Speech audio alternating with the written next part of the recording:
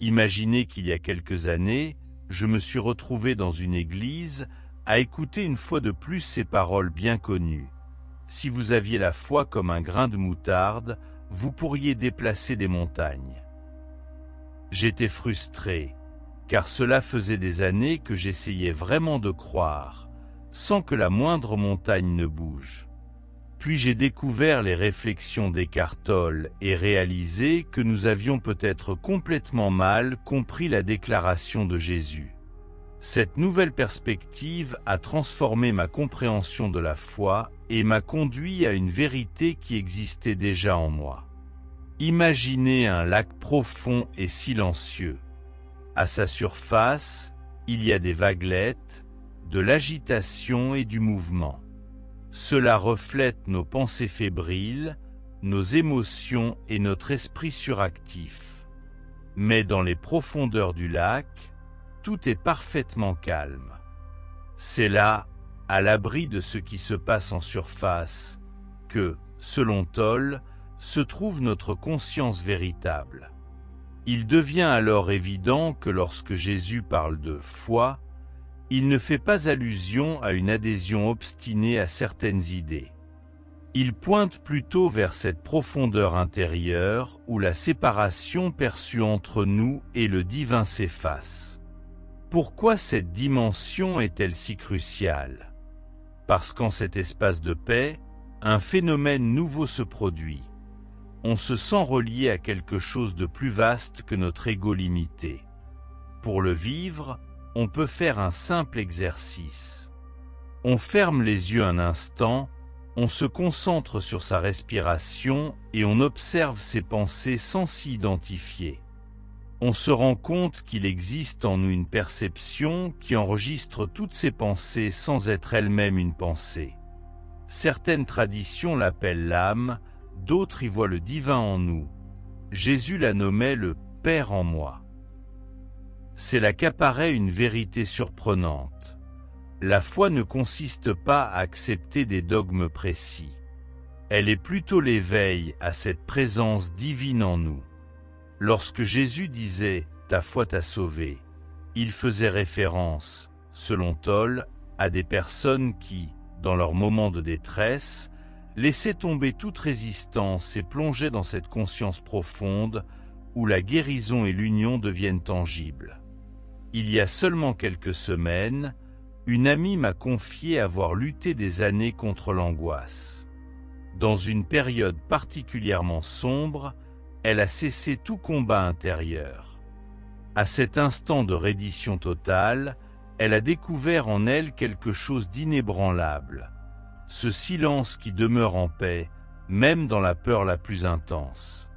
Ce soir-là, elle a compris pour la première fois ce que Jésus voulait dire lorsqu'il affirmait « Le royaume de Dieu est au-dedans de vous ». Cette prise de conscience mène à un autre constat fascinant. Lorsque Jésus évoquait le royaume de Dieu, il ne désignait pas un lieu lointain dans les cieux. Il parlait plutôt de cette dimension éternelle de pure conscience que chacun porte en soi. Comme pour le lac, cette profondeur est toujours là, non pas là-haut quelque part, mais dans la présence silencieuse de notre vrai soi. Qu'est-ce qui nous empêche de rester dans cette profondeur? Tolle fait la distinction entre la forme et l'essence. La forme englobe tout ce à quoi nous nous identifions, nos pensées, nos émotions, nos rôles, notre ego. L'essence, elle, est la conscience immuable qui se trouve derrière, notre pur être.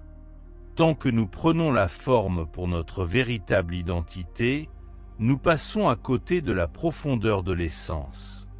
Pour faire l'expérience de cette vérité intérieure, on peut suivre 3 étapes concrètes.